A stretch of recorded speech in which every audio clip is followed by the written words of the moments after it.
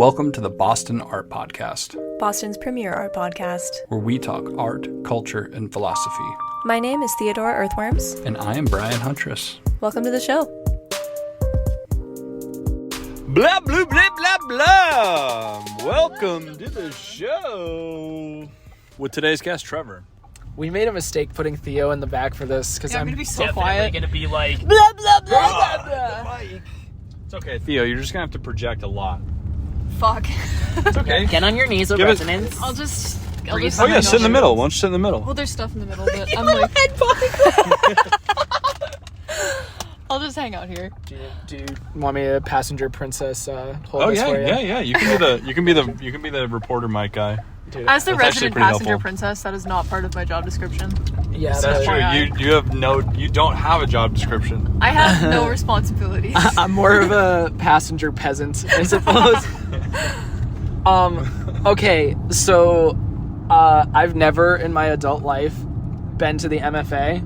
Really? And I've been waiting to talk to you about this so it would be on mic in case anything interesting comes from it. Yeah. Here's my immediate and most prominent observation. Mm-hmm. It's built like a casino.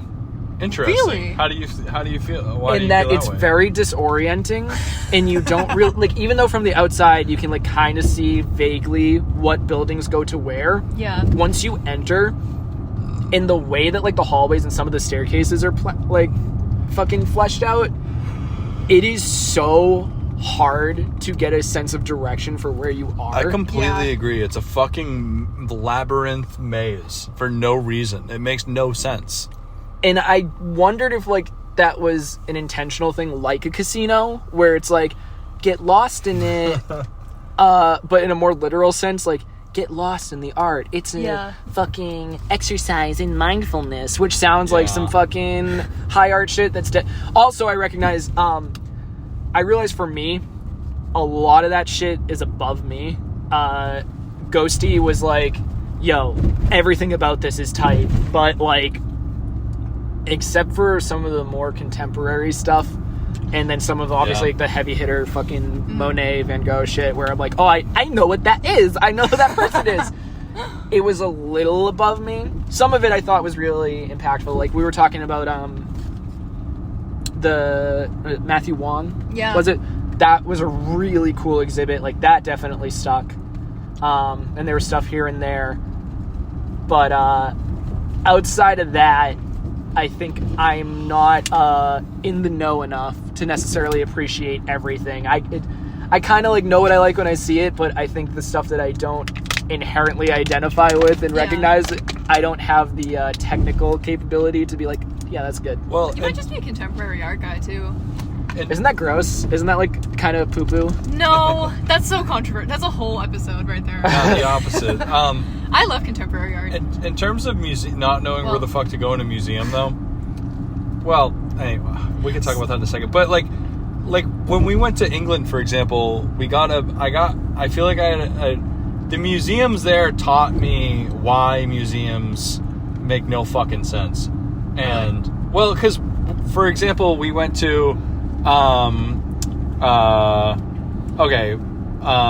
fuck J.K. Rowling, she sucks, piece of shit, hate her. But we went to the Harry Potter Museum, which is all of the sets and props and shit from the museum. Yeah. I mean, from the movies, and they have it all preserved, and you go there. But when you go there, it's very, very hokey and family fun and woohoo, come check out the movie stuff.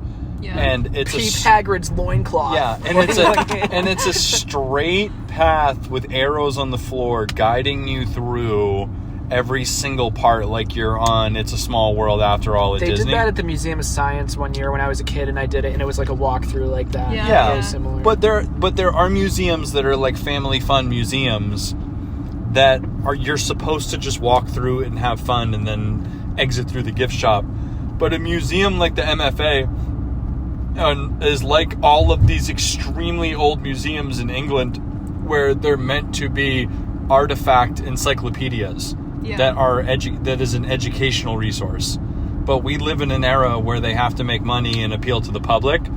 So they sell tickets to them as if it's going to be a fun thing. Oh. But it's actually just a massive academic resource. It would be like trying to read a dictionary as a novel. Like, you just wouldn't fucking do that, right? Yeah, you wouldn't. But that functionally, like, that's the analogy?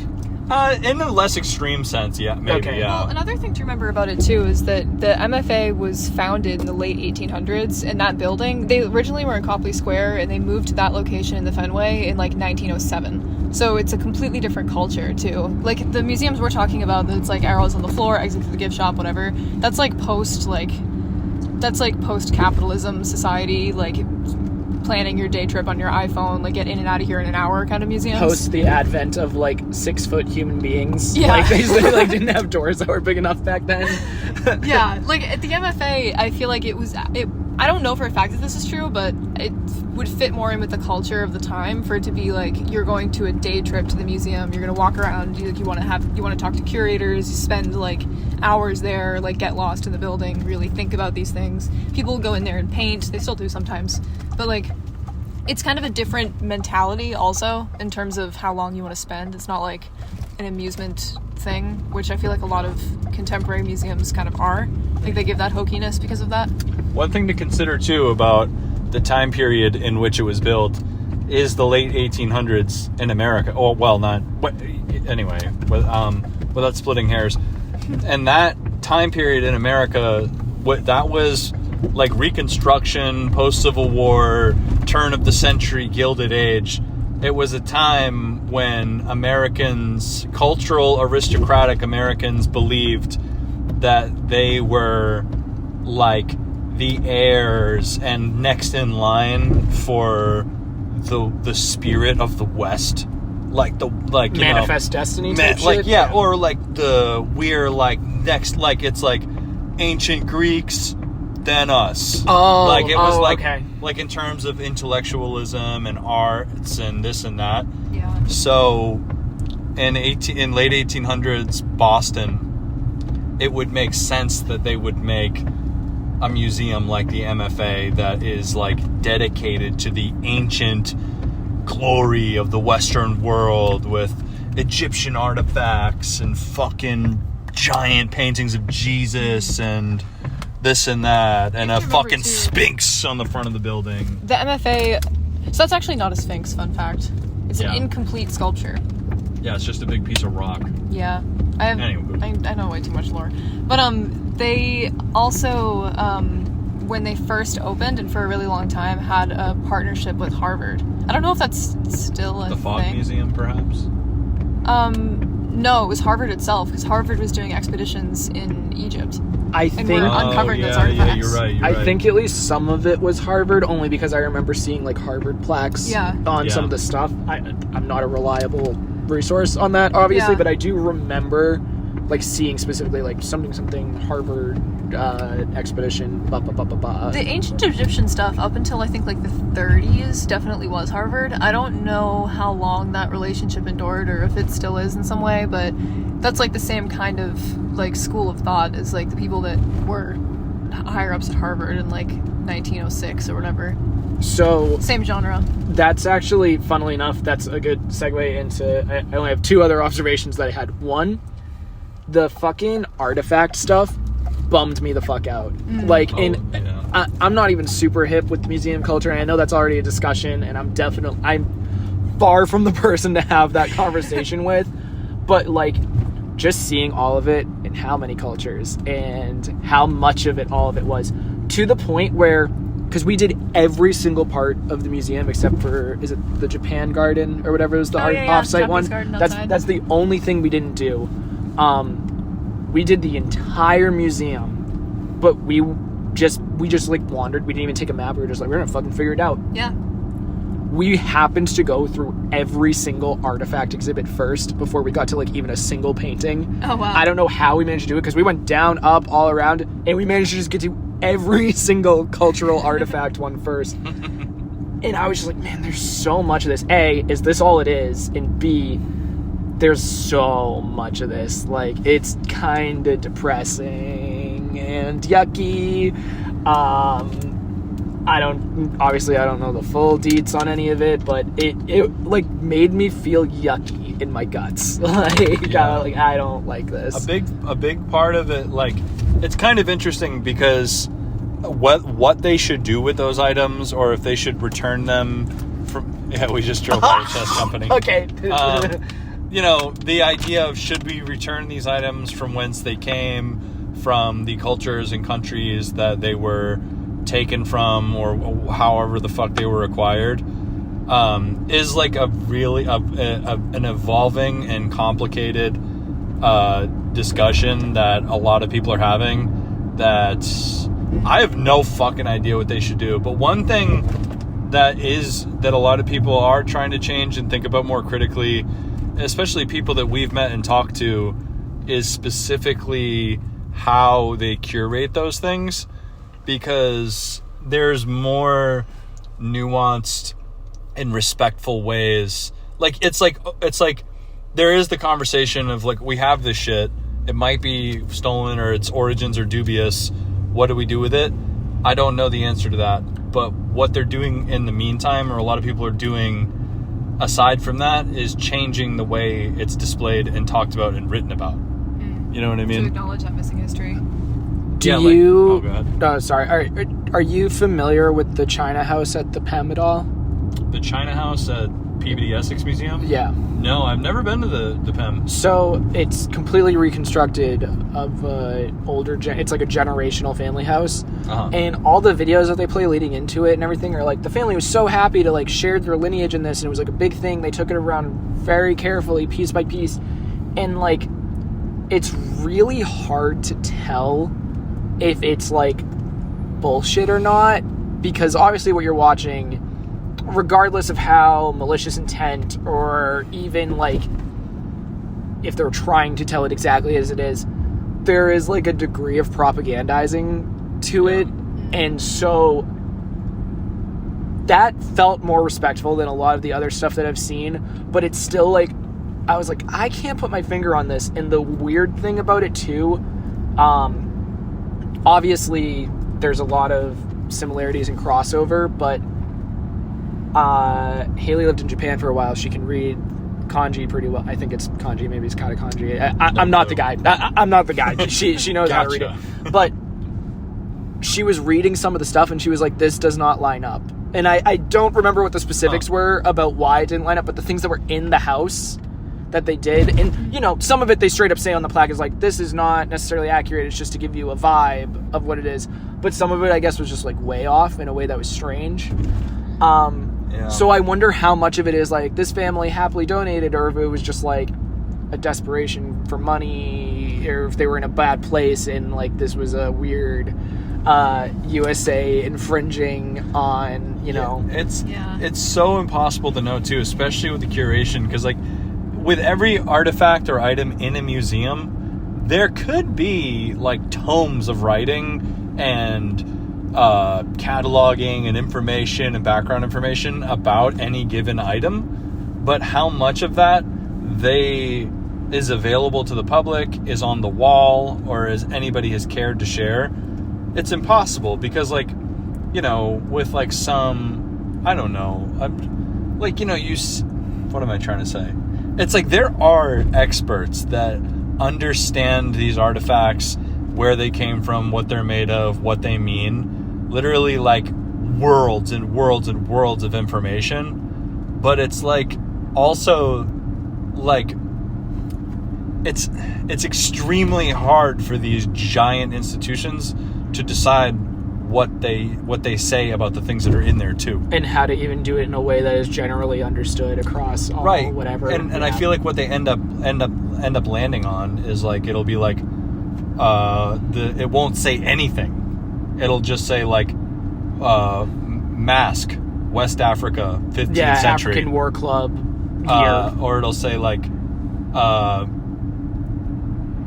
you know, Italy, circa 1500, artist unknown. Like it's like what they can't put the books of speculation and information into it. I don't know. I don't know. Do you have any thoughts on this, Theo? I feel like I picked a spicy one. My bad. I mean, it's really interesting. We talked about this stuff like ad nauseum. Well, it's really nuanced too, because there's good ways and bad ways to curate that stuff.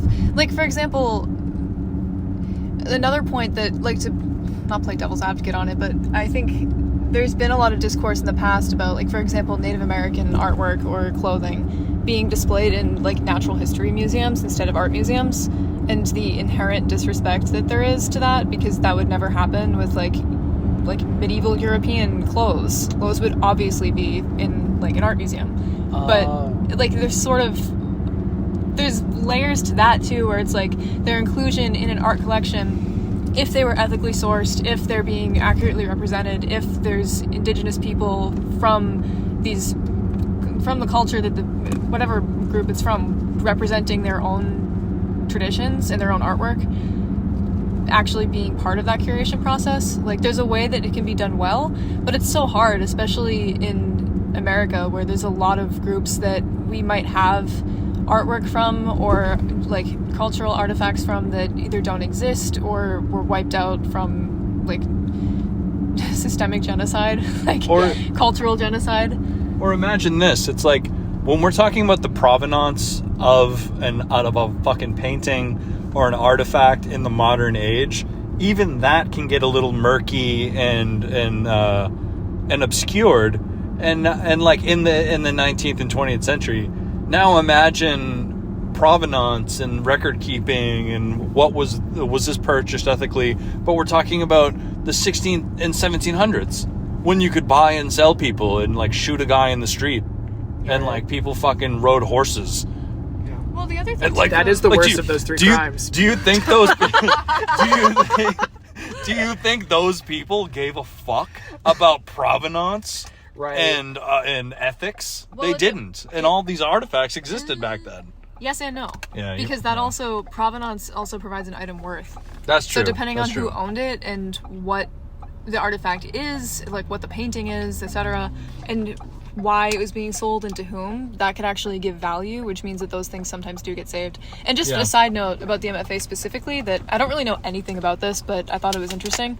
In another interview that we had, we were speaking with someone who told us that the MFA is one of the only museums on the East Coast that has a provenance curator whose entire role is to try to track down where these items, like everything that's in the museum's collection. I was thinking it was her. Yeah. But they actually have someone on staff whose whole job is to figure out where the things in the collection came from, who owned them, and, like, if they're, because there's a lot of, in terms of, like, European painting too, like, huge gaps because of the Holocaust, and pieces being, like, stolen by Nazis and just, like, re-disseminated into the art world, and now they're owned by someone generations later, and they don't maybe realize that it was stolen, and that family still exists and doesn't have this generational wealth because their collection was stolen because of, you know, and that's only one example. Like, there's a lot of cultures that happened to, obviously, and like the Holocaust is, like, something you could point to where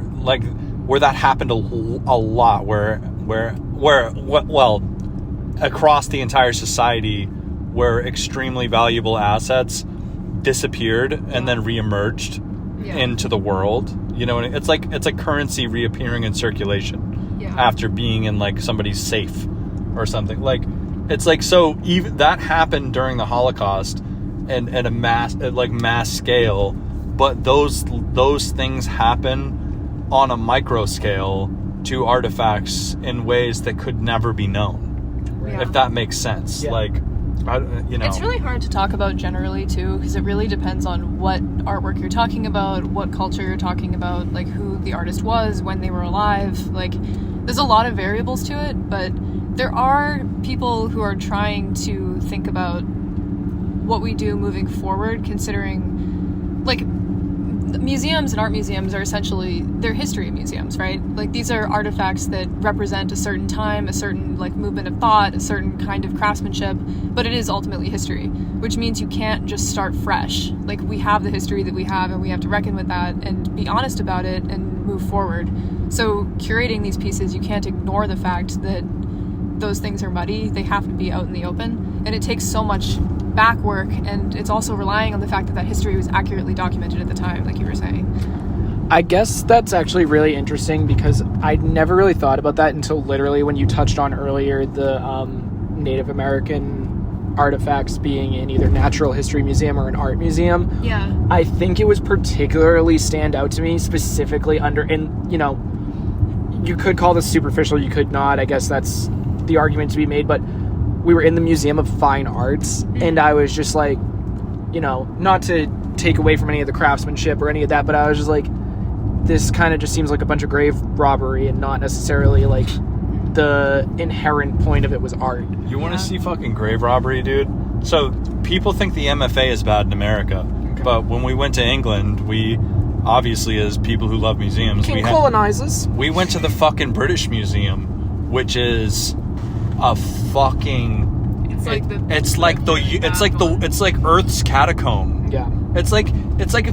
Dude, they had a fucking whole massive room that was literally just a mummy room. That was just like probably hundreds of ancient corpses in sarcophaguses and wrapped up in this and that, and like they had pictures of MRIs they did of the mummies that just show the fucking this ancient person's skeleton, and it's like bordering on phrenology, and it's just fucking chilling, right? Like it's just like a glass case with a human body in it. And you're just like, and also to note, you know, I'm not throwing shit at anybody, but the MFA, I'm pretty sure, also has a mummy room. They do. I was in it. Anyway, but I only point at the British Museum because it was the, like, largest collection of, like, literal human remains I think I'll ever see in my life. And also, for context, the British Museum is, like, one of the most famous, like, aggressors of colonization ever. Like, there's tons of, like, recognized lawsuits, disputes, like cultural disputes throughout history, contemporary, from countries saying, like, you literally colonized us and stole all our art, and now you still have it, and you charge people money to see it. Give it the fuck back. And they're like, no. The thing, mayors of grave robbing. The thing, and the thing I can definitely say about the Oibruvs is they literally have slurs that we don't over here, and I think that is kind of the stuff that speaks volumes, you know. It's fucking crazy because, like, we live in an era right now, and you even saw a little bit of this at the British Museum, like, to give credit where credit's due. We live in a society. Yeah, but like, we live in an era right now, or we don't live in this. What am I trying to say? We live the museum world is in a stage of self-reflection where the museums are doing curatorial work about curatorial work. It's like hyper meta museum shit where it's like, I'm sure that's happened at some point in time. I don't fucking know. But with diversity, what does DEI stand for again? Diversity, equity, inclusion, and access. So with that being like a mandate and academic institutions and corporations and some examples, like on paper, obviously, in theory, like with that being a mandate that these things have basically nationwide, like you see people who actually believe in that trying to express that in their professional life. And we have people who don't care to or want to express that at all, being under the microscope, making sure that, you know what I'm saying? Like, it is, I don't know. I just feel like it's important to give them credit where it's due right now, specifically because, I mean, I don't know. Like in the 1970s, do you think like anybody was watching these places to make sure they didn't do anything? Yes. Like absolute. Well, I'm sure they were at the time. 70s? I'm sure they were at the time, but I'm saying people talk about like old white guys doing whatever they want and shitting all over people. Yeah. Like, I'm just saying, like, don't you think that was probably a lot worse? Well, the other thing at that time, in like the 60s and 70s or something. You would hope every day's progress, at least. Far before DEI literature was being, or this or that was being spread amongst these institutions. Well, another thing you have to remember too, though, is that these things do go in waves, and it's kind of hard. Like, it's not all been forward progress, because when you're talking about the 60s and the 70s, you're also talking about like the major moments in the civil rights movement.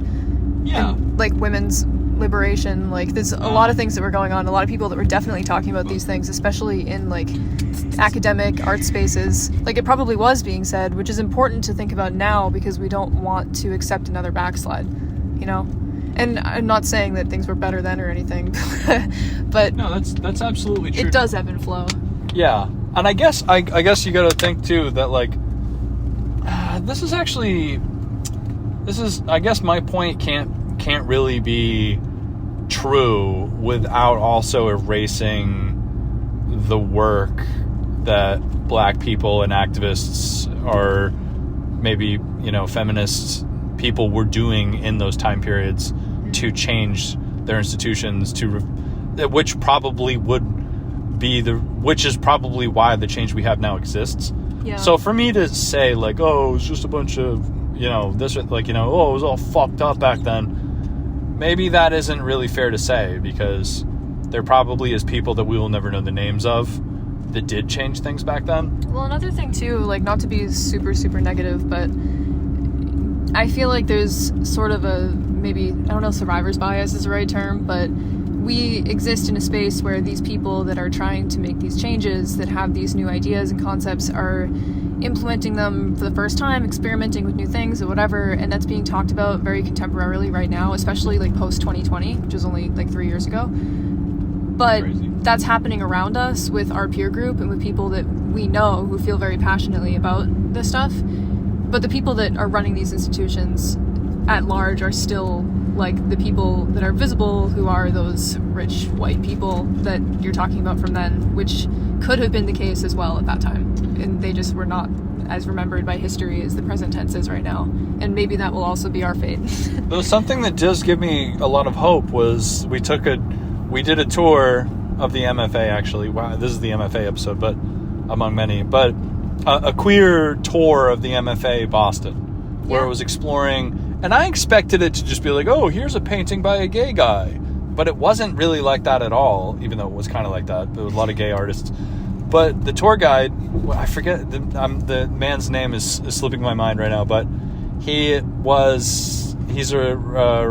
author and a retired Harvard professor who I'm gonna like maybe edit his name in retroactively from this moment. I can Google it while you're talking. But he's also like a fucking expert, an encyclopedic knowledge of like 1800s Boston rich people.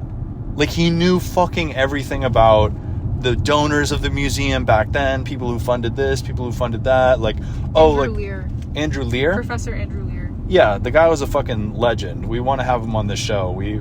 Anyway, but like, he was basically like, the long and short of it is he was telling us, you want to say like, oh, like the MFA was probably started and funded and ran by a bunch of like straight white guys from the 1800s, and that may be partially true, but it was also funded and started and ran by rich gay people from the 1800s.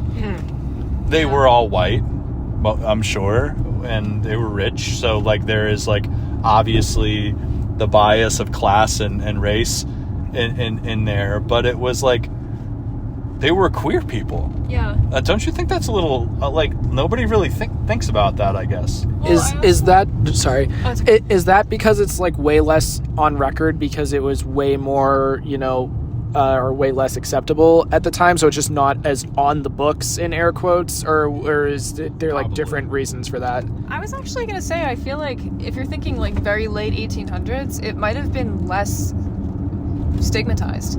Like, as long as it's under the radar, like, you just keep sex kind of low-key in general, but nobody cares what you're doing as long as it's not, you know what I mean? Well, like, keep it discreet, do what you want. It was a very bohemian thing, where if in a bohemian urban area, like for example, he was telling us at the time there was something called Boston marriages, which was literally Oh, excuse me. I'm like Death, fucking- death. which was a marriage between a man and a woman who Both gay. maybe loved each other or whatever, cared about each other, but they were gay And and they're just like bearding for each other, basically. Yes. Yeah, building knowing, wealth and everybody knew it. existing Like in it society. wasn't. Yeah, they're just like two gay people. They get married, rich, live in a fucking brownstone and wherever the fuck, and go to museum parties and have gay sex.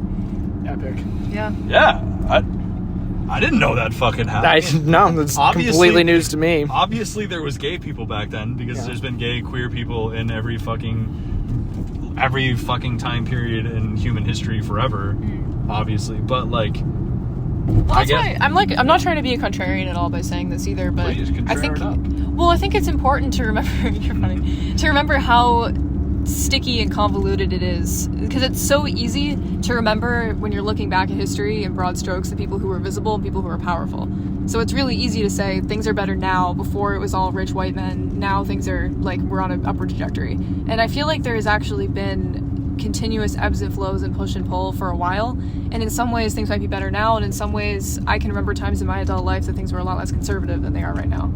So I mean, it is complicated, and it is important to remember the people who came before on both sides of every argument for the sake of clarity. Age of internet definitely affects that too, because it's much easier to build a following on all fronts. Yeah. And especially if you're paying attention, you're going to see the shit that you don't necessarily care for. Yeah. Yeah, and one thing to keep in mind too, like just as not necessarily just a disclaimer, but more as an acknowledgement, just because something is queer also doesn't necessarily mean that it's anti-racist either. That's true. No So, shit. Yeah. Yeah. So it's like just because it was started, I just wanted to clarify, just because it was like all of these queer people from the 1800s, like I can't imagine all of them were inclusive anti-racist. Yeah. A lot of them were. I mean, Boston also has a rich history of abolitionist activists and people. There is that to acknowledge, but I just wanted to point that That's a great out point. as well. Something to tie into what we were talking about earlier is like when you're thinking about generational wealth and like redistribution of works that have been stolen or whatever, like if you think about the fact that there's a large portion of United States population is like people whose ancestors were brought here forcibly or who were separated from their cultures, between people that were formerly enslaved and indigenous people.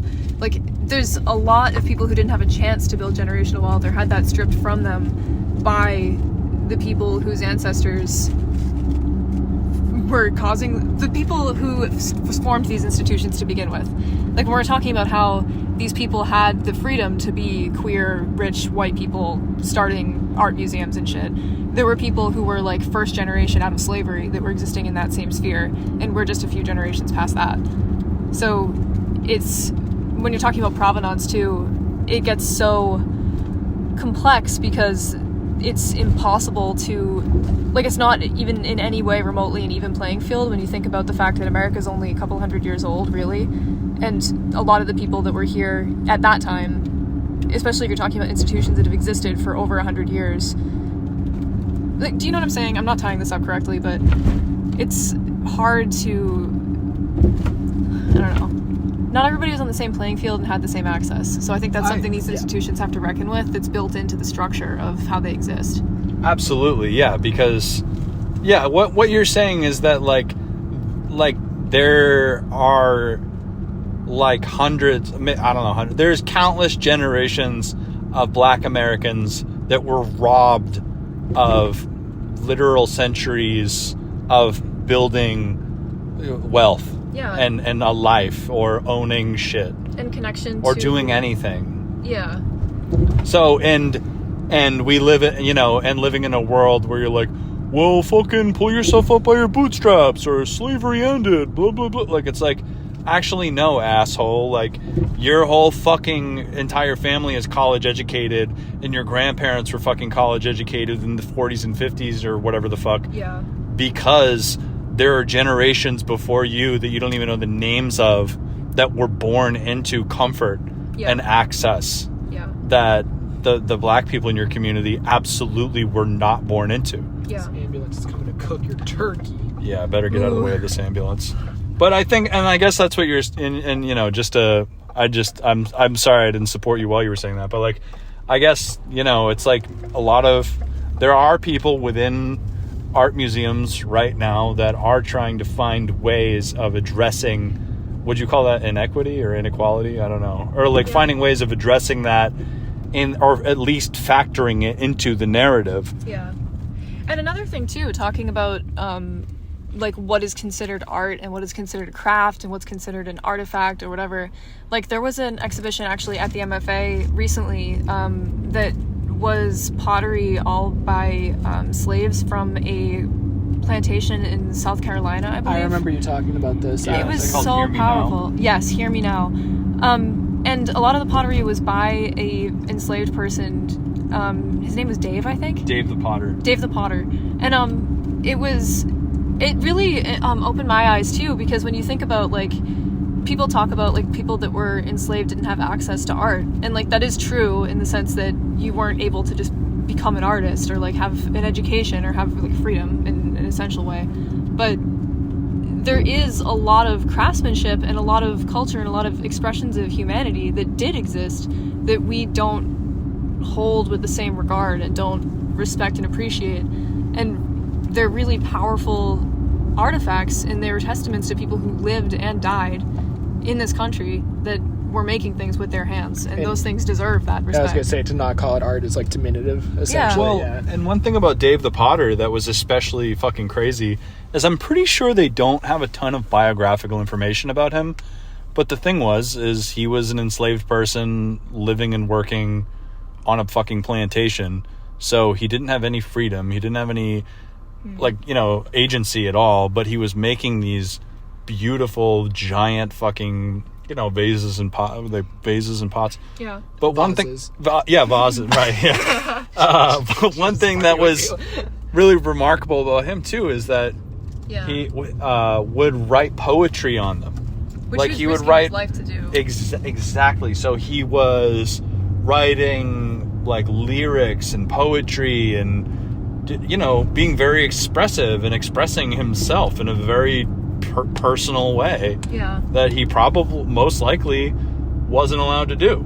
I don't think they know that, but odds are, I mean, you know, what, you know, so it's like the fact that he made these beautiful objects that would have been beautiful without the poetry, they also just literally have like verses like written on them, and some autobiographical and just biographical information about people around him, like other people that were enslaved on the plantation, like a lot of humanity that wouldn't have been captured if it hadn't been in these pots. And that's just one example of many. But another thing that I was thinking about recently too is I've been doing a lot of fiber-based work in my own practice recently, and I'm thinking about sort of the roots of that and how I connect to it a lot.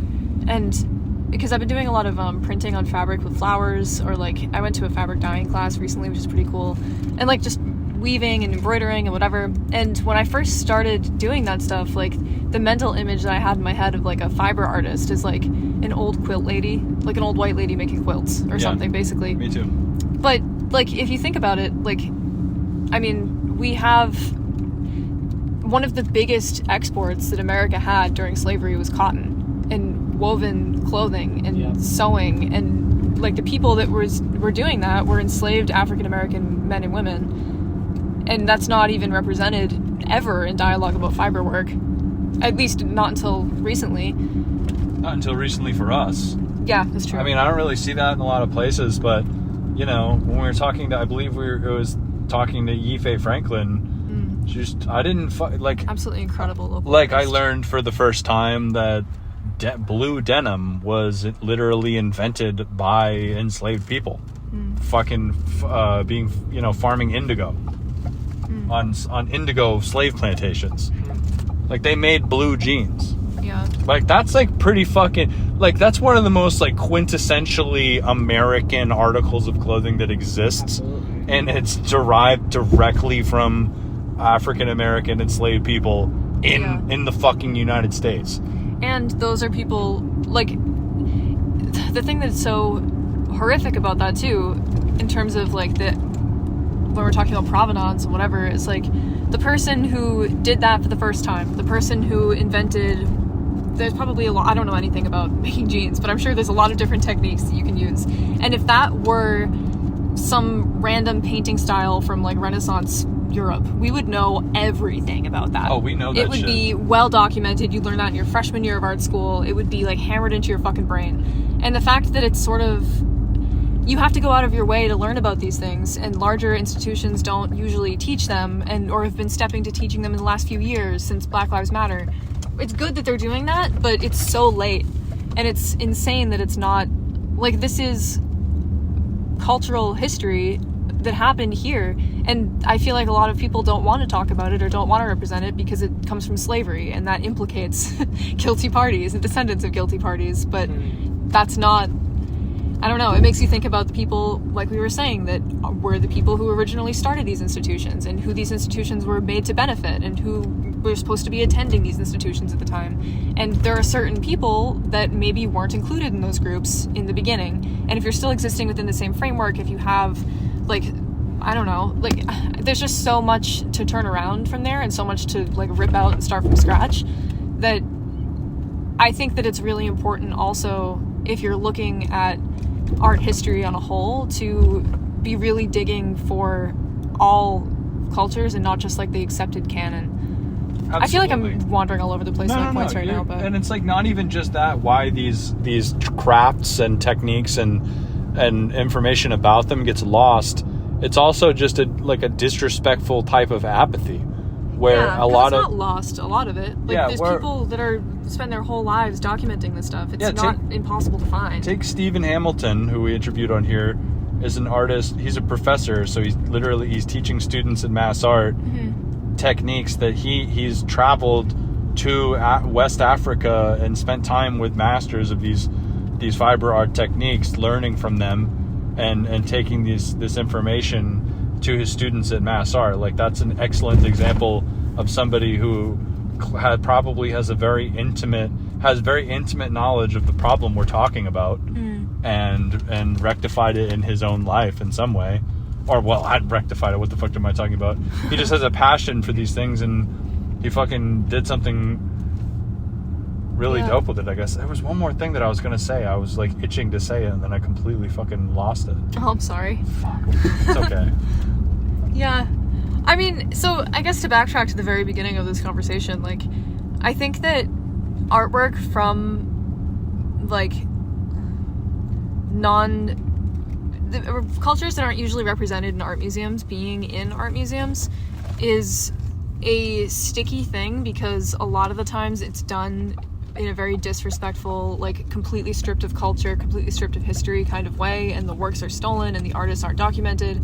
But at the same time, I think those works and the people that made them deserve to be in historical canon. And if you think about it in the sense of, like, a museum is supposed to be like an artifact library and, like, a documented history of arts and culture, and, like, the history of humanity, everybody should be in there.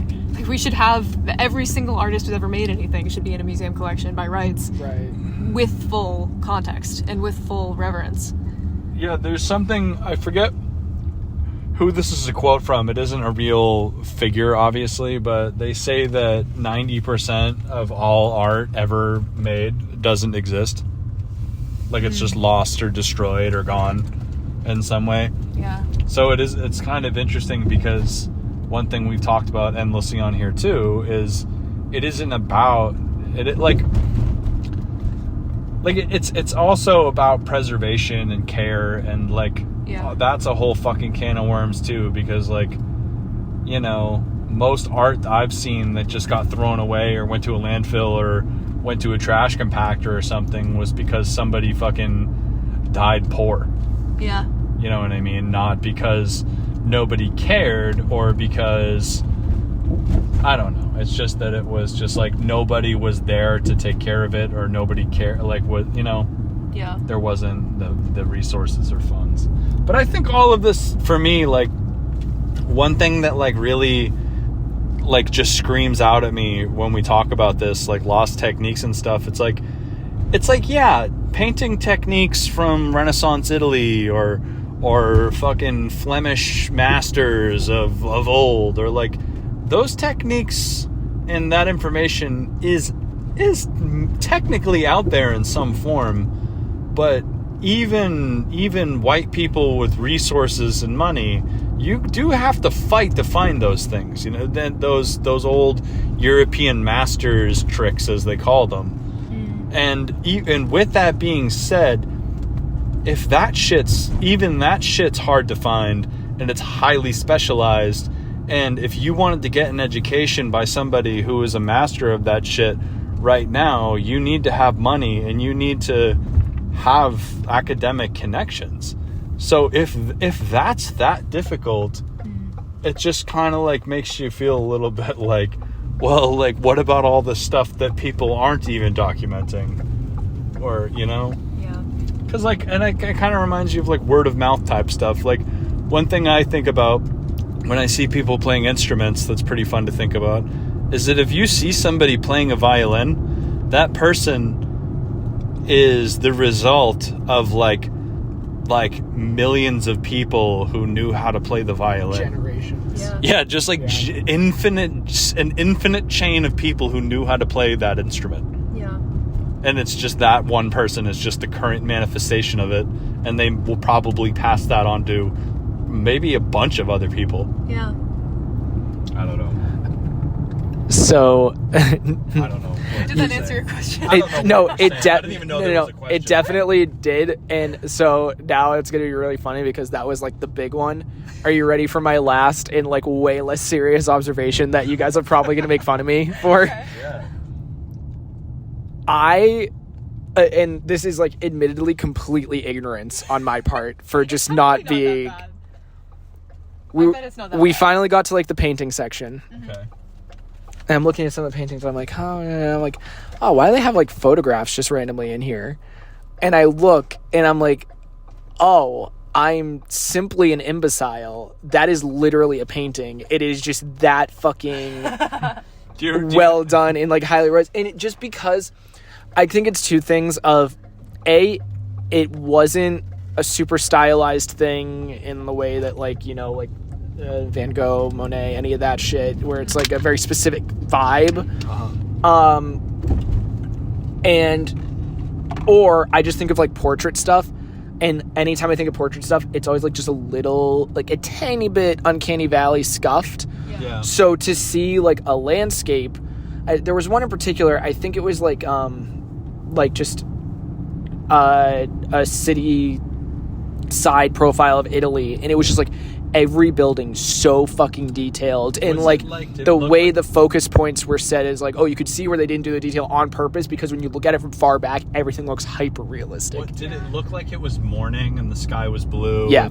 I think I know exactly what painting you're talking And about. there were a few instances of that. That's the one that like sticks with me the most, because even like the American history, it's in Art of Europe. Yeah. I don't fucking know. Is it in the Impressionist room? No. It's older. It's older than that. Yeah, it was in like there was a lot of the like Jesus and biblical stuff in the same room. You know what fucking room it is? Do you know how you go into Art of Europe and then there's like no, that's too unspecific. Okay, I'm pretty sure there's the big giant like wall piece painting. Yeah, you walk and you have to go around the painting to get to the door of the next room. Like it obscures the door. The giant painting in the center. Is it the Snow Queen, the giant painting? It's like a woman in a chariot.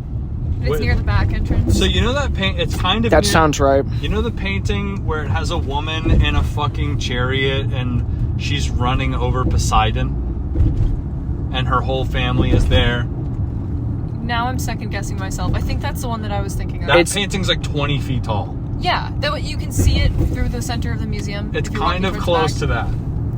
The other one, directly across from the landscape I'm talking about, on the other wall, was like this angel lady, and there was two cupids like loading their arrows or whatever, and it's like really light and all heaven on one side, and then it's like a super dingy castle on the other side of the figure. There's also furniture in there, Theo. Yes. There's like fancy tables from the 1700s. You've been in the room I definitely that have. we're talking about many times. I might have just found that piece less interesting than the one next to it and just can't remember Yeah, it's now. a fucking perfect cityscape. It is a perfect It's painting, a isn't it? cityscape in the ancient Europe? No, it's Is it? not. Well, it's probably from the 1700s. I don't know. I don't know, actually. But there's a lot of religious paintings around it. A ton. Yeah. Is it in the room that the Turner used to be in? Maybe. The slave ship Turner? Yeah. I don't think it was in the same room as that. I'll look for it. I wish I could be more helpful. I have no idea what it's called or who painted it or anything like that. I'm pissed that you knew the painting out of the like millions of pieces in the collection. You're like, And just very good at describing. The cityscape, yes. I know exactly where it is. There was one other thing. Okay. And this wasn't an observation I had. This was an observation that Ghosty had. Shouts out. Yeah, dude. Shout out Haley. Fucking Shouts epic out. legend. She won't listen to this, but I'm going to pretend she will.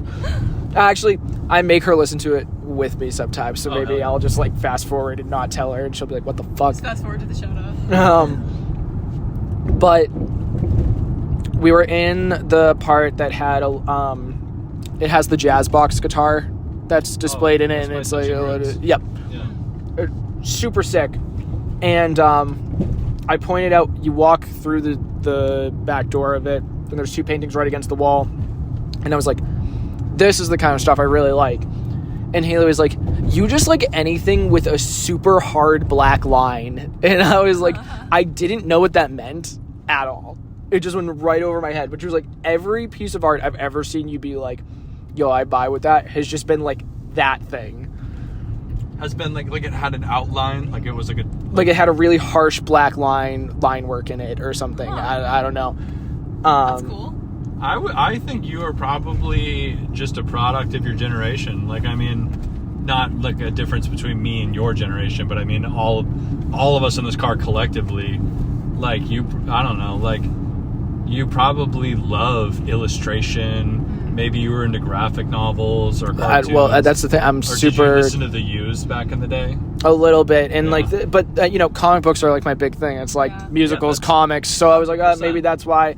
And And black line down in a painting is a pretty contemporary thing too. yeah, and she was like your emo's showing was basically like the follow up observation to that, and I was like, oh, okay, That's I awesome. guess. Yeah, I mean, there's a whole generation of artists. Like,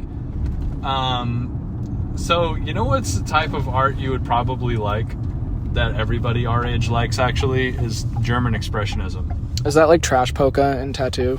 No, I don't know. That's probably like an idiotic take. I just any like grasping of like how do I compare this? The German expressionists weren't just German; they were just the first people to kind of start this, and then it spread everywhere else. Mm-hmm. But expressionism was like a World War II, post-World War II way of painting, where it would probably be like how I paint, where they're painting people and places and things, but it's all like messy and shitty and drawing and scribbly, and it has a fucking outline, and the guy has like 3 eyes, and it's To like, paint like expressively is to capture the vibe, where to paint with realism is to capture what you're actually seeing. Right. So if you like did like gesture and like we're getting like, that's kind of deep and hard to explain too. But like for example, if you were trying to paint expressively like movement, somebody dancing, you might paint the shape of the movement versus the actual body of the person. Less detail and stuff. Yeah. You know what's really funny about you being like, oh, kind of how I painted it. One of the things Haley's, and I didn't know if it was insulting, which is why I omitted this detail, was Haley was like, yeah, it's why you like Huntress's stuff so much. And I was like, oh, okay. Like, I guess. And I didn't know if that was a good or a bad thing. She loves your stuff. Just to give her credit, both of your stuff. Actually, you got her into embroidering. She started embroidering this last weekend. Hell Yes. yeah, I love that. Nice. But she was like, yeah, that's why you like Huntress's stuff so much, and that's why you keep commissioning them. And I was like, oh, okay. That's awesome. I want to have a real conversation with her about art. I don't think we've actually talked about it at length. She's a scared. You got to corner her. Well, I don't know. I feel like I'm easy to talk to. You are. Maybe I'm. Yeah, She's just omega introverted. That's fair. the reason that I Makes brought me up sometimes. the I'm German. lying, actually. I'm not. I'll try it. We'll get there. We'll make it happen. The German expressionists are interesting specifically because they were the first generation of artists in that painted the way that our generation paints. Like, they made all that shit. It fell out of style. People stopped doing it, and many other art movements happened. And now it's happening again right now with people our age and in our generation. Is it the kind of thing that, like, stuck-uppy artists would call, like, campy? Well, if we're talking about stuck-uppy artists, there's two types of those people in New England. And there's a whole... Well, I'm There's a few types. Unbelievably generalizing, but there's two types that I see. There's people that are probably... Well, there's people that are very, very, very, very traditional, and they only like art that looks like Claude Monet, Van Gogh, a painting of a little man in a boat with lily pads around him, and it's in a gilded, beautiful wood frame. Like, there's those people that are stuck-uppy. But then there's people who only like paintings that are like 8 feet by 8 feet, and it's like just like gray and like... And it's like in a giant white room. This evokes and somebody, something or probably not even. They probably wouldn't even say that, but it's like made by an interior designer that lives in a fucking penthouse, and the painting's sold for fucking $40,000 to a hotel. That sounds like... Those are the two types of people. Those are the two groups that I'm referring to. The second one sounds like... This is German expressionism. So it's Okay, like yeah, no, that's looser- actually a very accurate It just take. looks like some shit your friend made, doesn't it? Yes, that literally is the thing. Okay. Yeah, I've been read for filth. The second type of stuck-up art person sounds like a redacted place that you two have recently had 100%. a situation with. Okay. 100%. Sick. Those Epic. people are part of that world. But we don't need to pursue that any further. I just wanted to make sure I understood. Don't get me started. Just kidding. But yeah, it's like, I mean, the type of art that we make, you know, is, I don't know. I mean, it's like, imagine if like you and Bullpup were for some reason competing with like people who went to Juilliard to play in an orchestra. That's Yeah. not inaccurate, to be fair. So I yeah. get it. But they're not making indie music.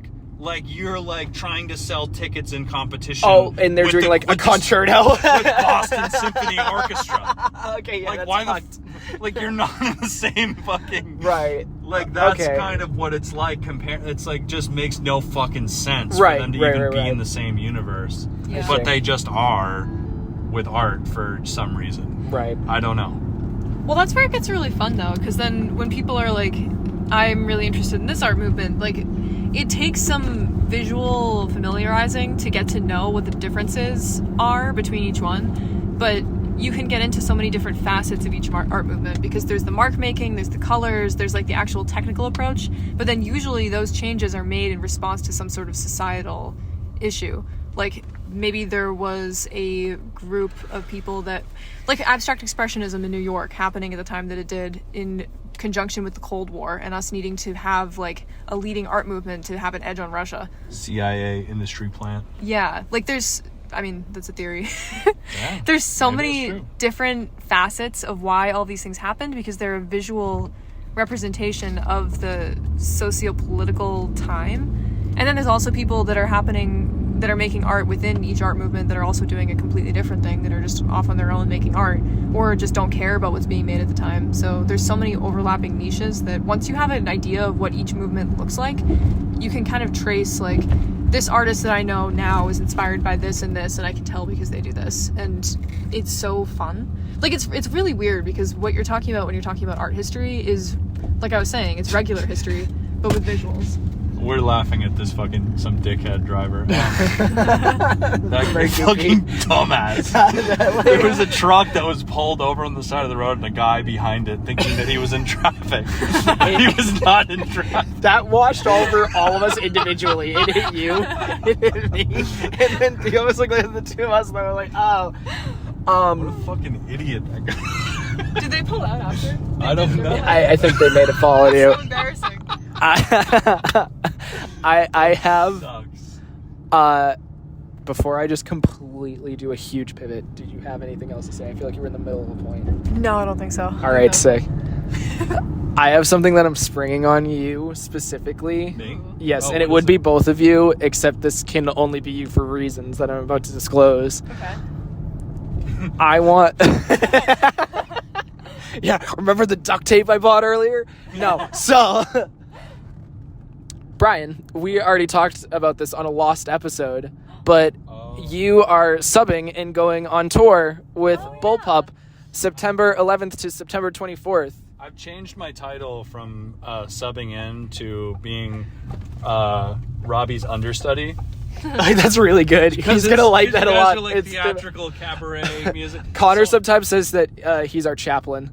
There you go, yeah. I'm the understudy. He can't make it for some, good amount of the dates, so I'm learning. I'm understudy. He's out back vaporizing his throat the somewhere. thorough explanation of the joke. Yeah, no, I like that. I honestly, that's in spirit, and that's good. No, I mean, I'm sad that that he can't make it and enjoy the fruits of his labor and get to go on a good tour, but I'm also happy that I get the opportunity to enjoy it in his place. He's going on vacation to Japan, by the way, and he booked the trip like years in advance. It's not like he's like, oh man, I can't make it. He's doing something awesome, which is still sick. Like, but here's the little twisty wisty that I'm dropping on you right now. Just because I think it'll be a funny thing to do, and it might be completely shit. Okay. I'm gonna buy a sketchbook at the beginning of tour. Oh, cool. And just draw in it anytime that I'm not driving, like in the van, like one per day, and then just give it to you all the other times. So it'll be all really good pictures that you do interspliced with me just doing absolute like fucking caustic imagery that's so not good. We can do that, or we could draw on the same page each time. Yeah, that's what I mean. And just keep building out and just keep going through, and like as it goes, we can just pass it around the van, whatever, and That'll then be such a fun tour. it's like artifact. Yeah, and then like you it can be put yours, it out as like a little merch comic thing, or it can be like a co-op thing, and like you can sell it and whatever kickback, because that's stuff on your turf. But either way, I thought that would be a silly, funny thing, and I was like, awesome idea. And it's also just like good for time killing and not going fucking insane. Oh yeah, totally. We're gonna have some long drives, aren't we?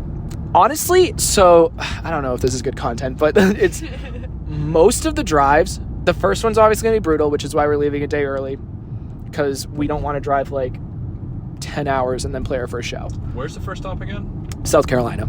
Oh god damn, yeah, that is a long ass. Yeah, and that's a long we could get way ahead of it if it weren't for the fact that the van rental only opens at a certain time. So when we leave, we're gonna be like fucked by the time I get to like you, John, whoever, or whatever we make like the hub of a meeting place and leave cars. So you guys are leaving on the 9th? We are leaving the 11th. Oh. 9/11. Oh, I knew that. Never mind. Yes. I accidentally subtracted instead of adding. Yeah,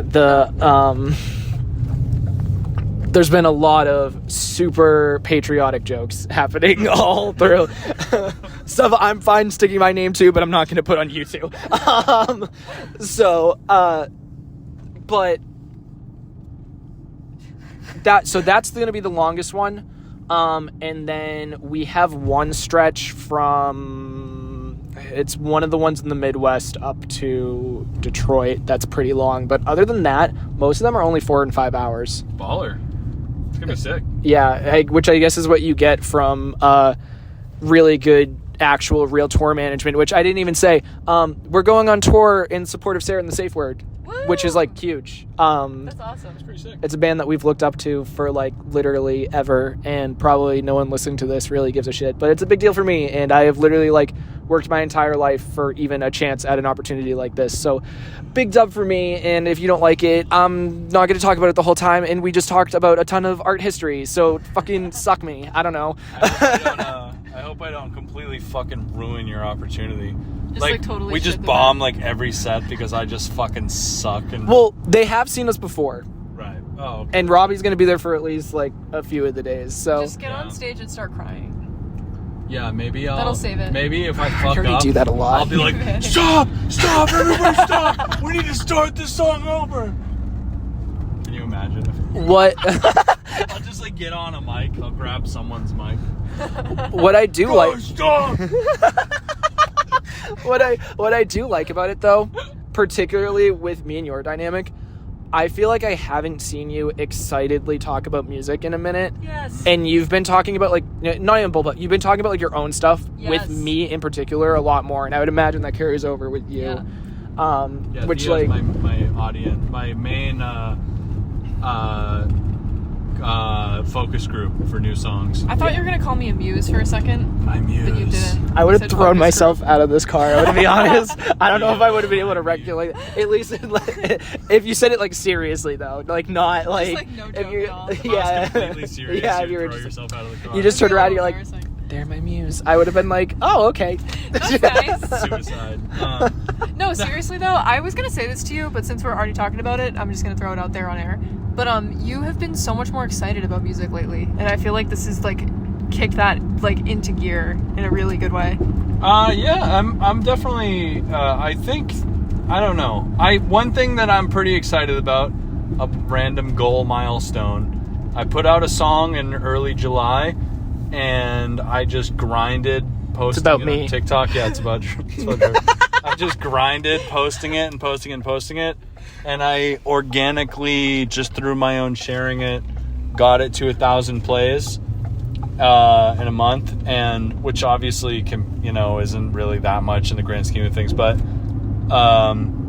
it was really cool because one thing that's fucked me up for a while is I basically got my personal network and greater music network like amputated from me just because of like the pandemic and because of interpersonal clashes and falling outs, and You like also moved a lot. Like, both of you moved a lot, and it's hard to maintain specifically music groups. yeah, so a lot of shit got fucked up over the past 3 years for Yeah. sure with that, and I felt like if I put music out, I wouldn't be able to connect it to my previous network of people that I used to know. Like if I posted about it, I felt like none of those people would access it or know about it or hear about it because of all the lost connections. But I was able to promote a song and get it out there and get it a bunch of plays without even attempting to get it in front of all of those people I used to know. That's good. So that's kind of interesting because it's like, sure, I miss some people. I would like people in my real life network to know about what I do. But it was also kind of interesting to learn that my former dependency on those people and that type of networking is moot. Yeah. Like, it's cool to have that, but it's not really vital at all. Me and you didn't have dissimilar situations with that. I think the only difference is that I was in a group as opposed to you were in like a little bit more insular type of a like literal, performance setting. Yeah. And I think that's the only reason that mine like kind of carried through, but there was a decided shift and there was a huge lull because of it where our fan base went from a lot of people that we knew to our fan base is almost exclusively online now. And like there are so many people that I know because of Bullpup that I do not know for all intents and purposes. Like shout out John Graves, who like I talk to all the time and is like a super good dude who I literally have not met yet and am going to meet on tour like IRL. You know what I mean? But the monthly listeners don't lie is the other half of that. And specifically what you were saying about like getting it to 1,000, and we already talked about this earlier, but I think it's a good thing to say on air. When you're building up, and this is something I can actually speak to, so I'm going to talk intelligently for a second. When you're building up like your streaming and stuff, and when you're putting music out there, putting those increments and like hitting those benchmarks of push, and right now your benchmark is at 1K. Ours was not that long ago, where it was just like, Jesus Christ, you're taking me past all of the grave zones today, huh? It was always push, get it to 1K, then stop pushing it too much. Because otherwise, you're going to fatigue the people you already have on the thing, it's gonna go down for a little bit, but it reached those people. You hit that benchmark that you know is like your core audience. If it hits that number of streams, it's gonna have like a 2-month little fizzle out, and then all of a sudden your numbers are gonna start going up a lot again because people will come back around to it and they remember that they liked it. If you just keep pushing constantly past that benchmark, for us now it's like 4K. Not that long ago it was like 1K, but you stop pushing that, all of a sudden they kind of start taking care of themselves. Then you start to get to songs that are like, you know, it's definitely not our full catalog, but a few of our songs are at like 70K, 10K, 20K, because we did that push, hit the benchmark, and then let it ride and be natural on its own. Stop pushing the ads and stuff. And you just kind of get that natural growth, and then those people end up being diehard for you. And finding that sense of community again, that isn't necessarily just like the homies, is so bizarre, but it's equally as devout in a weird way. I think it's so much better too, though, because like, you know, it doesn't matter how egalitarian or how open and empathetic and whatever you are, there is like the inherent like shadow of buying and selling and exchange associated with putting your art out there. Yeah. And I think that like when you're when you're in a setting where everybody is an artist or everybody knows each other, or like, it's like, how many people, like, I don't know how many artists and musicians out there have this experience, if this is universal or not, but don't you think it's a little bit weird that like we've come from this background where it's like, oh, like I'm gonna put out an album and have a show celebrating it, and then like 55 people show up and you have like a personal, intimate connection to every single person in the room? Like, don't you think that's a little bit maybe not great? Like, I mean, it's cool, a sense of community, I know everybody. Right, but it's like decidedly, there's a... It's like, I don't want these people's money. None of them want to give me their money. None of them want to support me as an artist. They're my friend. And you're demanding adoration from them in that moment, which is also a little weird. And it comes with this weird, this weird strain on those relationships where, like, I've had relationships or friendships where I noticed after a long time that there was almost this like weird whisper of a resentment between the people involved, because it was like oh, like, am I just here because you wanted me to buy a ticket, or am I just here because you think I'm your fan? Yeah. Right. Like, am I your friend? I thought I was your friend. I'm not like some person going to your show. Yeah. And I'm like, yeah, you are my friend. Like, well, I don't have fans. Like, but like, and that's weird. That's a weird problem to have, right? It's way more positive and way easier of a gap to jump to when people start as legitimate. Oh, I hope everyone's okay. That's no good. A truck flew off and hit a tree, a pickup truck. But there's police and ambulances. Yeah, it's all good. They're all good. It's a lot easier to turn a fan into a friend than it is a friend into a fan, and a lot more of a positive experience, because, you know, and you also need to be careful with that, because not every person that listens to you should be your friend, nor should you try to instantly engage that, because then you start to get into some gross parasocial stuff and start flexing your power dynamic. So it's like finding those moments of mutual benefit in the situation as it stands.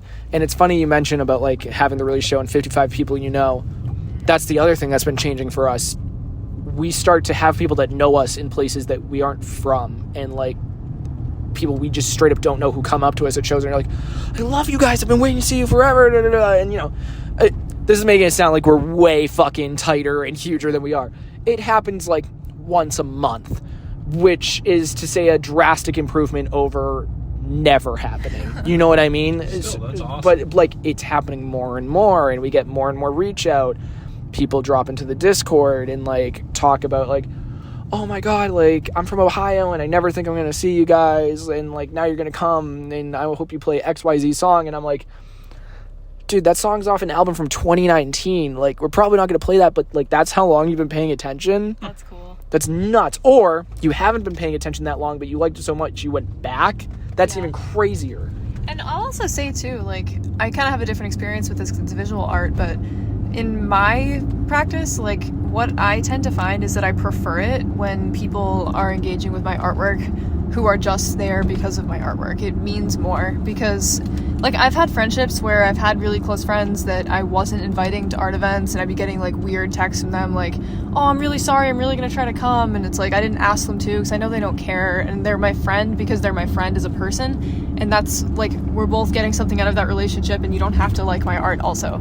But if you're somebody who I have no connection to, that has no obligation to engage with me at all, and you're always liking my posts, or you're messaging me about my writing, or, like, you're interested in what I'm doing, I know that that's for real, and I know that you actually care, and I know that you're getting something out of that because you want to, not because it's, like, a coercive thing where, like, you feel like I'm gonna be mad at you or something if you don't engage. The other additive to that, too, is, like, it means you did it. Yeah, like, it's, what like, you were trying to convey landed with someone to the point where they are regurgitating it back into you and having that discourse, and you're like, yeah, that's what I was fucking doing. Yeah. And you got that without knowing anything about me, realistically. Yeah, and that's the so best. much more valuable, too. Because it's like, if somebody is actually going out of their way to engage with what you're making, whether it's art or music or writing or whatever, and they really care about it, that's somebody who actually has no ulterior motive for caring. Like, it's sincere, it's real, like, they're gonna be interested in what you do, you're gonna be able to experiment. And I think also if you're making art for the same, like, 50 to 100 people all the time, and that's who you can expect is gonna come to your shows or who's gonna engage with your art or whatever,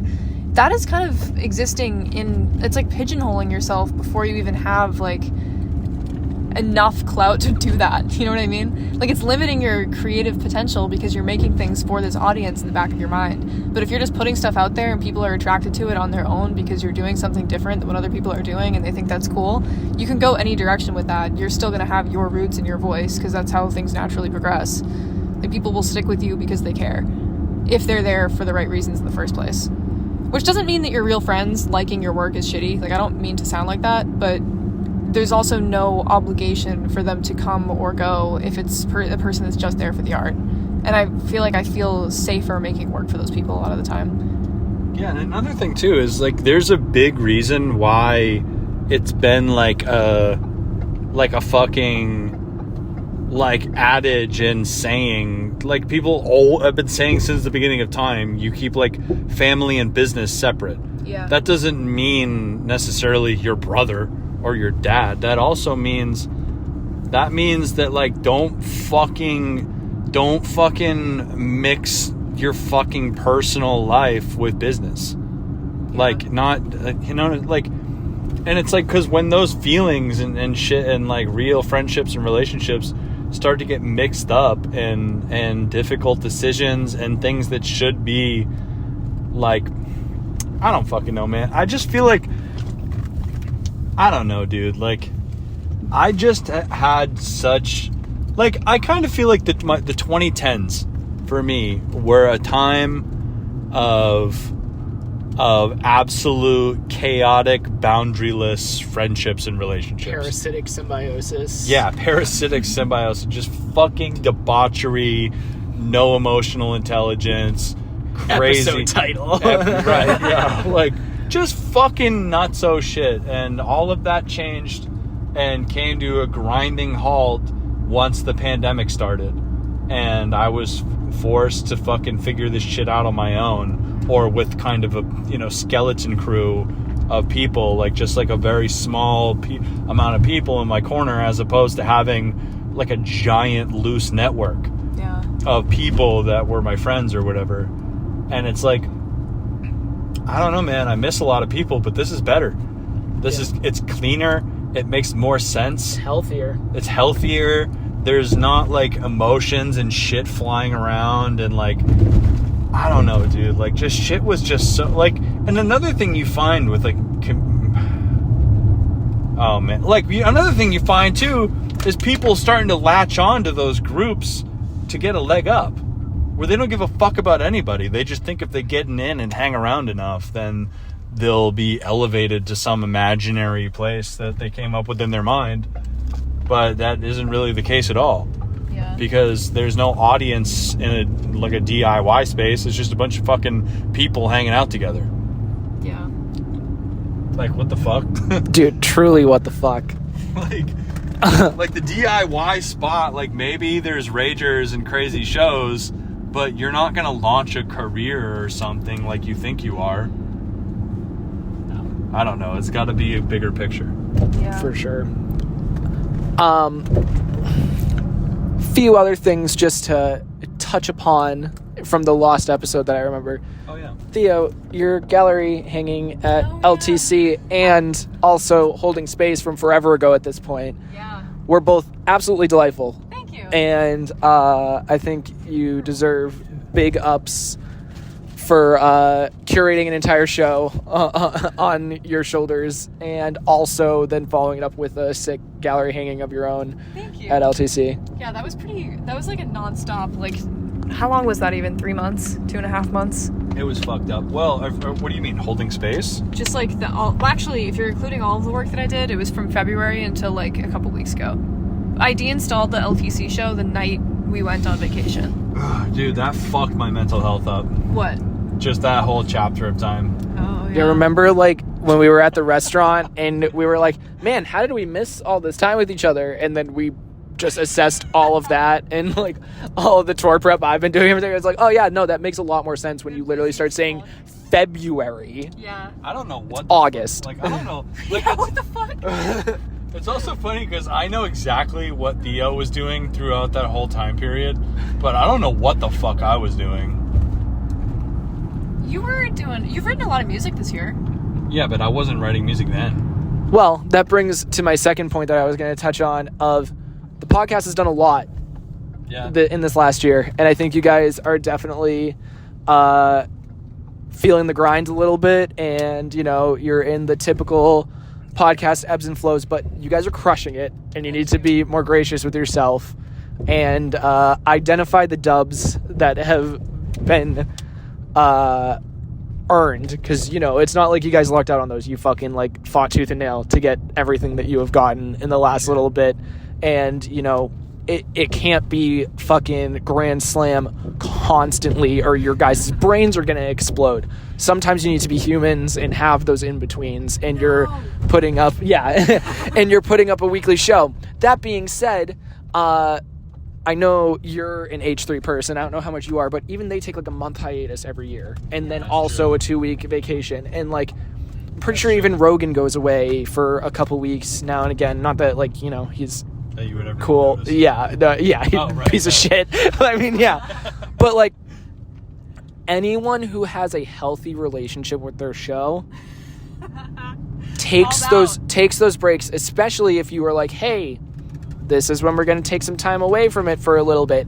And the other thing with that, they have production teams and like way astronomically larger budgets, and you guys are crushing it, doing it the hard way. Like mental breakdowns on air. Yeah, and like, you know, it's okay. Listen, I don't think pointing the finger at either of you two is like accurate at all. Like, straight up, I just don't. I think that the situation does not lend itself to you guys feeling good about it all the time, which, I mean, you talked about last episode where it's just like, when this starts affecting our literal relationship, like, that's not what I want us to be, which, you know, for me, I feel like we've talked about this a couple times when I've been on, where it's like, that sucks for me to hear as like your friend, like, not even as someone who likes the show, but I'm like, oh man, you guys are like hurting, and I don't want that for you. Well, so it's such a weird thing to like, it feels weird to complain about too, because at the same time it's like, we're also like fine, really, but I think something that we both do, Brian, is like, I think if it was something that has to do with art, we both have a pretty like low tolerance, maybe you more than me, for like in social situations getting like fucked over, or like somebody being shitty in any other context. But when it comes to art, I would like run until my legs were ground to pulp. Just keep fucking going. So when we're like, we're doing okay, like we are, and everything's fine, but also neither one of us are gonna tap out until it's like detrimental. And that's what keeps happening. It's like we just wake up one day and we're like, whoa, we haven't had a sentient thought in like 3 weeks. Dude, I haven't stopped doing, like, I have been in this, like, hamster wheel rat race of just, like, schemes and projects for literally, like, over 10 years. Like, I'm not gonna fucking stop. Ever. Well, you don't have but to I stop, also but, know like, that we have to, I don't know. take like a week off. You know what's one thing that I don't know if we talked about this in that episode, but one thing that we accidentally got away from that I think was fueling us in a healthy way, and more than I think we even knew. Was it the gym? No, not the gym. Yeah, the gym. We need to go back to the gym. But we were talking about that earlier on Happenstance. But you broke your ass though, which can't help. Right, I did break that. It's been over a year since that happened, and it's still fucked up. Anyway, but you got away from. Well, the thing was, we didn't say, "Oh, we're gonna start this podcast to interview people that no one gives a fuck about." That was never what we decided to do. I think that's a weird way of saying it, that we only interview people that no one cares about. That's not the case. Who said that? All people have described us as that. People who interview people underrepresented, underground, like, do you know what I mean? People really care about me. Yeah. Well, I'm just saying, so we had so many interviews where it's not like we were doing some great thing, but like we had so many interviews where people were like, no one's ever asked me these things before, or no one's ever cared to know. Yeah. We were interviewing people who it gave them some life, or it put some light in their world that we cared, and that we came in and we tried and tried to get a story, you know. And I think that was giving us life. That's so true. Specifically talking to people who felt that way about it, versus and now we have a lot of interviews, or we talk to people who are the opposite, who are people who many people want to talk to, rather than talking to people who nobody really even would think to talk to. And the thing that sucks about that too is, like, we're not going to be the most interesting interviewers to talk to someone who does like 10 interviews a week. We're just not. We're not at that production level. We're not journalists, like people that have been doing this as like a career. We're not being paid to do it. Like, we're just doing it. And there are people who, like, you're right, it's not people that like nobody cares about, or that maybe not even people that aren't doing this as a career, but maybe people that aren't used to doing like long format interviews. We do this all the time. I've never been asked to do an hour-long interview by any publication ever. That's kind of a rare offer, especially if you're a visual artist and you don't usually do like TV or radio shit. Like, that's kind of nuts. And it's really nourishing to talk to people who really care about what they're doing, that's doing something fucking sick and really weird. Like, weird, exciting people that are really interested in info dumping on you about what they're doing are like my favorite fucking people in the world. Another thing too is that the warmth in your heart that you feel for yourself and for the people around you when people you admire, or people that you respect or admire, genuinely care about you and want to know. Yeah. And for us to have given anybody that, I think, was keeping us alive. Yeah. And we didn't know. Like, I don't think we realized that was a secret sauce that was keeping us motivated. You know what happened recently that I was reflecting on, but I hadn't really connected dots until you're saying this now? I asked an artist who, I don't want to say who it was just because what I'm about to say next, I don't know if they would want me to say it on the air, but I asked somebody who's making really interesting work right now if they would be on the podcast, and I just know them from TikTok. I don't know them personally, but they're making really weird, really cool conceptual art that, like, at first I thought it was a meme, but then I watched how they did it, and it was like very technically specific, like a lot of time and effort and money went into this thing, and it was sick. So I sent them an email, and I didn't really expect to get a response, to be honest, but they emailed back later that day, and they were like, I really, really appreciate you reaching out. This makes me feel so good. I haven't thought about myself as an artist in that way, really. Like, this is just something I like to do. But honestly, I work a 9 to 5, and I don't really consider myself like an artist in that way, and I don't know what I would even say. So maybe in the future, when I feel a little more confident, I'll reach out to you. But right now, I have to say no. And that's the kind of response we used to get a lot when we were doing outreach. Like, a lot of people are like, I'm not an artist. Yeah, and we haven't gotten a response like that in a long time. And I think that you're right, that maybe we're not talking to the same people. We usually get, let me check my calendar of interviews. Or just, like, no answer. Like, kill yourself. No. Well, we don't want that's anybody... them talking to me, not me talking to them, just to clarify. Okay. I'm not telling anyone to do that. No. I'm being told to do that. Everybody that we've ever asked or are in communication with, we love you. Just kidding. I don't know about that. No, we don't. I mean, I was gonna say, like, I'm sure there's plenty that I would take issue with, but that's, I'm my own entity. I'm the adjacent rogue. So I mean, to be fair though, there was a good period of time where we could say that. Like, everybody that we talked to. I don't think we've aired an episode with anybody that we don't care about the success of. Well, but we've encountered more people who, like, seeing their Instagram posts make my heart warm when we were doing the earlier ones. Here's another weird, bizarre angle of this, is that interviewing somebody is not exclusively, like, it isn't necessarily an endorsement of them. Like, you can interview somebody that you don't support or that you don't want them to succeed or you don't like them. That's a thing you could do as a journalist.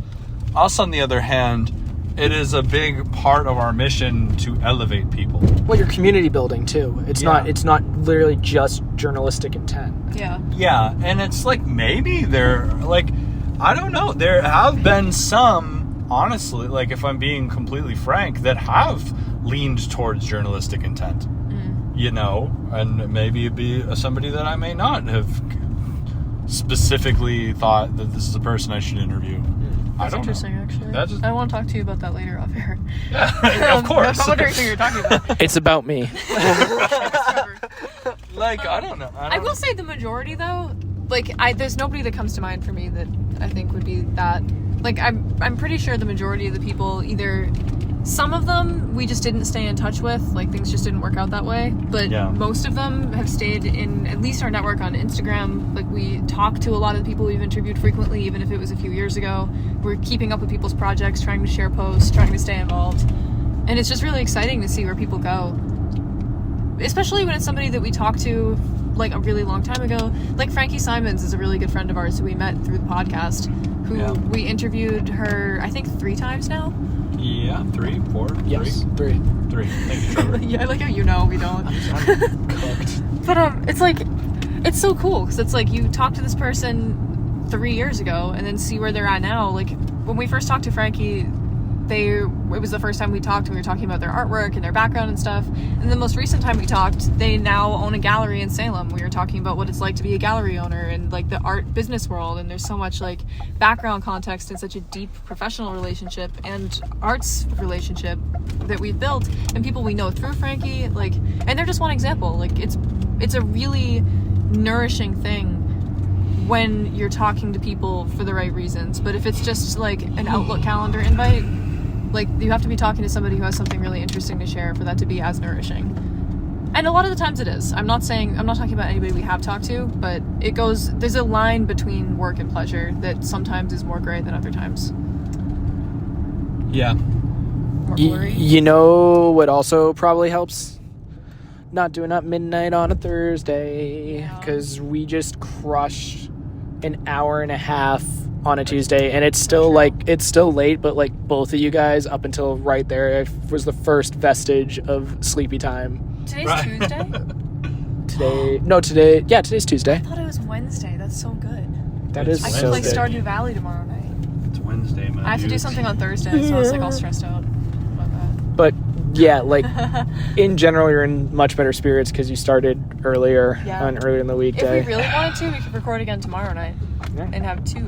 We've gotten away with so many Thursday recordings that went okay, that it was only a matter of time until we had one that did not go okay. Yeah.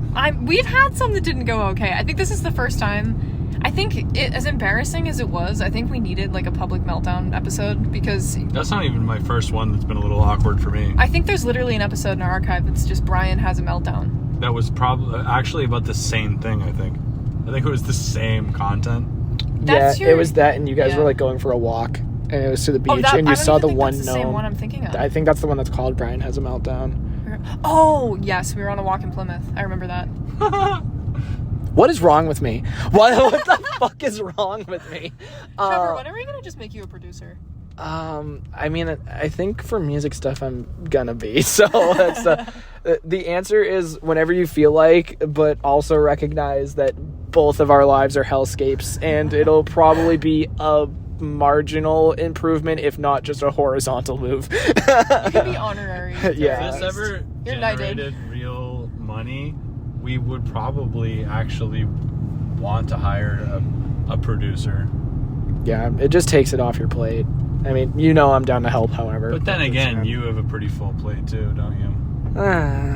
This is the stuff that it's like, oh, I care about this. But then again, I could say that about like a million things. Like, I care about Invictus, and then I'm like, oh, I'm driving an hour to get punched in the head 4 times a week. And like, yeah, I love it a lot, but I gotta be careful about aping other things. In the week. No, for any of us, truly. It's like, especially when we're all broke. I know, yeah. I always feel like there's enough time in the day, but when you think about the week, there's just not enough time. Never. Especially when you have a big looming deadline like Holding Space, tour, you trying to hit the 1K, like all of that is just huge looming stuff. Or even just your road trips, because that's the other thing that you mentioned in passing earlier, and I meant to say something about it. You guys have done a lot of trips. Yeah. Which is really good, but also does not leave you a lot of downtime. That's true. And it like just sucks away like $1,500 from you every time. Mm-hmm. Like it just rips $1,000 out of your hands. Yeah. Yeah. Well, none of the times that we've traveled this year we've cooked at all, which is probably the reason. Yeah, still, it's just the money just fucking evaporates in front of you. I don't even give a fuck though, because I feel like something that I do, I don't know if I can say I regret it, because I guess I learned a lot or whatever, but I went really hard on college when I was younger, because I started college when I was like 15. So I went to school calendar-wise for 6 years, but never finished a bachelor's, and just didn't spend any of that time or money traveling. So I like my real adult life in terms of like utilizing free time started like 3 years ago, and part of that was literal lockdown. So I don't care, I'll spend money. I haven't been anywhere. Yeah. This was my first year of real traveling. Fuck I left yeah, the dog. East Coast for the first time this year, and it was like last month. Less than that, it was like a few weeks ago. You left the East Coast. I went to California one time for like 3 days. But you went across the Atlantic. Yeah, like 3 months ago. Before you left the East That Coast. was also this year. Does Fake West Coast. Does crossing the Atlantic to Europe count as leaving the East Coast? I mean, that's the West Coast of... Bad joke, and I had to really quickly holster it. Wait, what? It cannot be on air. It's not. You two will understand that it's ironic, but so adjacently, I'm just hard pivoting to just fucking erase that. We did this bit at the Girl Scout Cookies album release show. Their new album Hello World is out on all streaming services. Give it a listen if you like bands like Origami Angel. It's very similar. Me and John, mostly me, were doing this bit where we were endorsed by Alex Jones and we're pushing his male enhancement supplements. And I mean, if you're unfamiliar at all with us, we're all omega queer and constantly in either full or partial drag in at our shows. And so I'm up there in a full face of makeup, booty shorts, and a tank top, wearing a Pikachu baseball hat, talking about like the water making the friggin' frogs gay and pushing Alex Jones.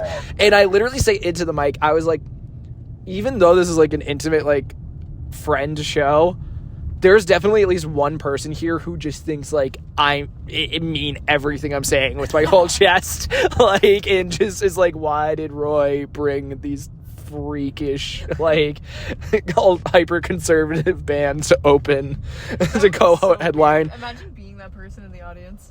Yeah. Where the fuck am I? I was thinking about myself recently because I got into the habit of just being like, fucking liberals, like, fuck liberals, which I do, but I was just saying that type of thing so much that I was like, I wonder if people think I'm just like a fucking like conservative like psycho that hates liberals, and not just someone who's further to the left and like can identify that the liberals are also conservative. Yeah, that's exactly. Oh no, inflammatory statements. Boston Art Podcast.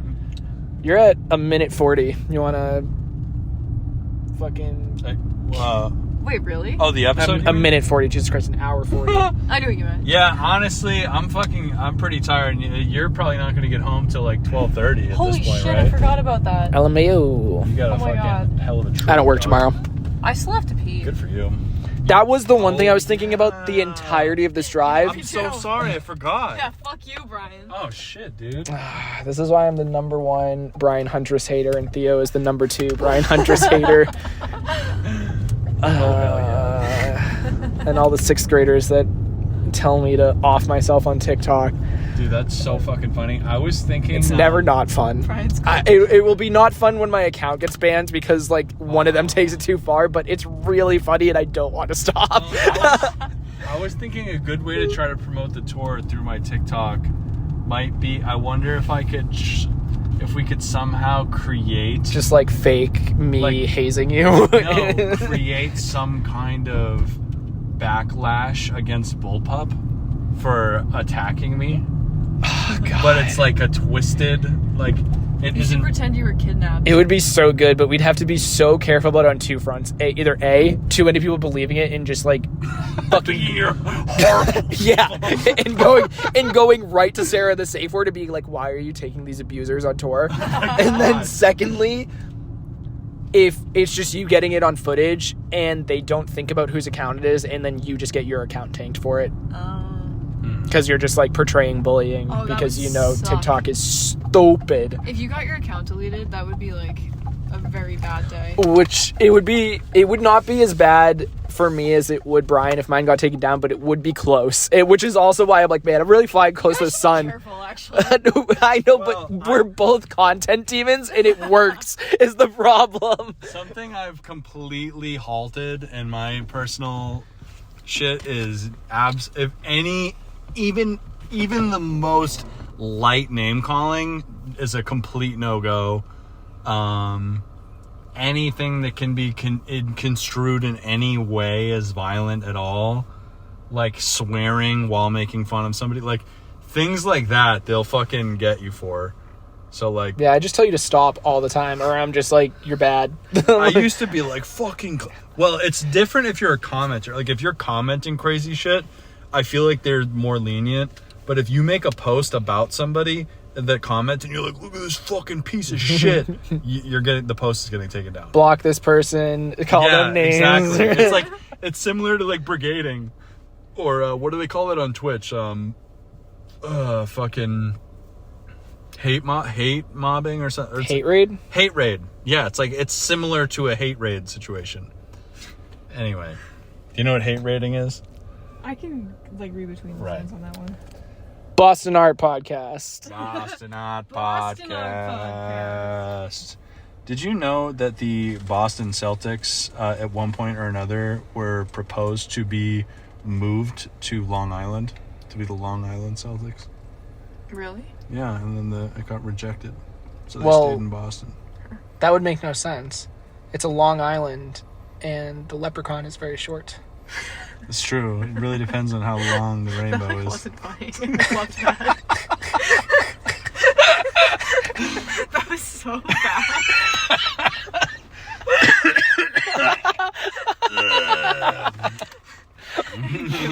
Bob, bro. Bye-bye. Bye-bye. Boston Art Podcast. Boston Art Podcast. Should I end this one with Irish music instead of the normal music? Just An straight Irish up jig? challenge the DMCA. Just ship it up to Boston. Straight up. Oh my god. Anyway, bye.